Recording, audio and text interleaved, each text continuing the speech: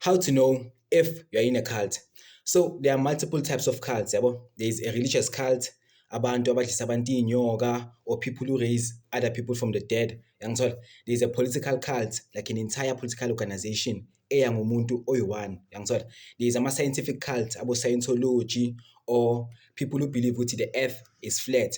So here are 4 ways so you can see or you can identify with yabo manje kare I'm in a cult. So firstly, they demand absolute loyalty. So the cult or the cult leader demands absolute loyalty. They demand your obedience. Mebakutshela ukuthi uyenzeni noma kunini kumele uyenze lento leyo, or you're going against the organization. Number 2, they have excessive control. They forbid or discourage you to have contact nabantu who are outside of the cult.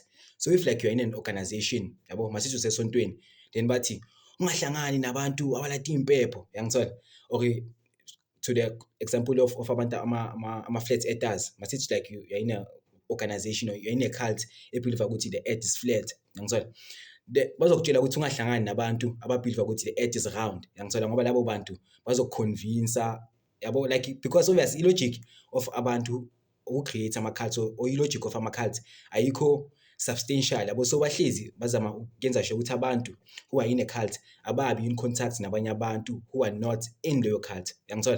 So number 3, they claim ukuthi they have secret or special knowledge. Example to labantu laba who claim ukuthi the earth is flat. They claim ukuthi yibo they have this knowledge ukuthi the earth is flat, the government is lying nayo yonke la thing.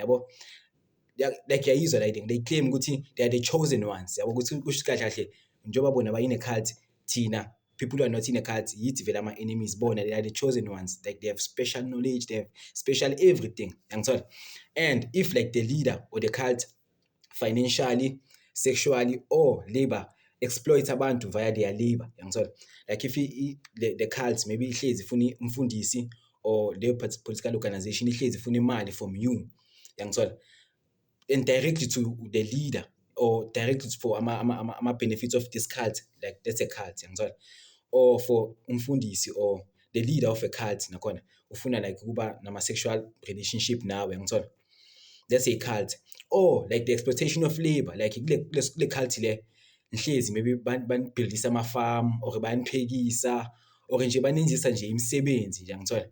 Nalapho you can identify ukuthi you're in a cult. So 4 ways of knowing in a cult is: first, they demand absolute loyalty. Secondly, excessive control.